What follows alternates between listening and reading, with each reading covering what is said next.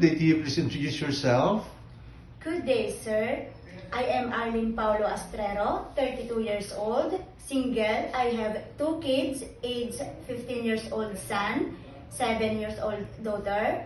I am living at Zone 1, Villaflor, Cagayan, Isabela, Philippines. I have 3 brothers and 5 sisters. I am a 4th child of the family. I am high school graduate, sir. Okay. Can you tell me your work experience? My work experience is I work as a local helper here in the Philippines for 3 years. From March 2020 to March 2023, I serve 5 members of the family, 2 adults and 3 kids, 10 years old girl, 6 years old girl, and 1 year old boy. My main responsibilities are taking good care of children, cooking, cleaning the house, washing clothes, ironing clothes, and marketing. And I also work as a domestic helper of Kingdom Saudi of Arabia, as a domestic helper also.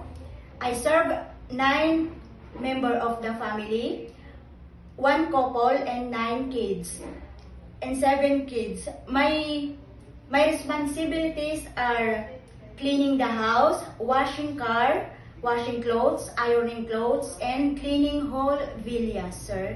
Okay. In your previous employer, how would you take care of the children, especially when sick? I am always securing the safety of the children, sir. When the baby is sick, I am always check the temperature, and if the baby is sick, I will call my employer. Okay. How would you describe yourself? I am hardworking, honest, responsible person, sir. Okay. Do you have any tattoo? None, sir. Do you have surgery or serious sickness before? None, sir. Do you have an allergy to certain food? No, sir. Do you smoke and drink alcohol? No, sir. Why do you want to work abroad? I wanted to work abroad to provide needs my family, especially to my kids, and also to be financially stable in the future, sir. Okay. If you get hired, who will take care of your children? My mother, sir. If you're homesick, what would you do?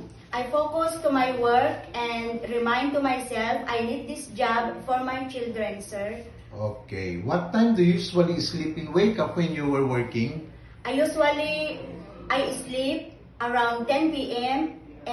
If my work is done, and I wake up around 5 a.m., sir. Okay. Are you the one who do the cooking and marketing at home? Yes, sir.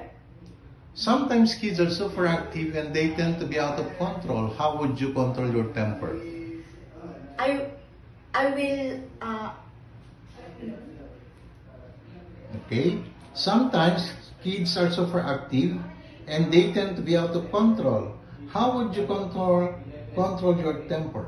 I will more patient and calmer when dealing with them, sir. Okay. Do you accept no day off but to be paid instead by your employer? Yes, sir.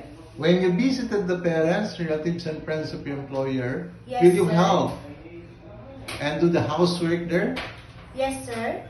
Can you promise not to lend money in Hong Kong? Yes, sir.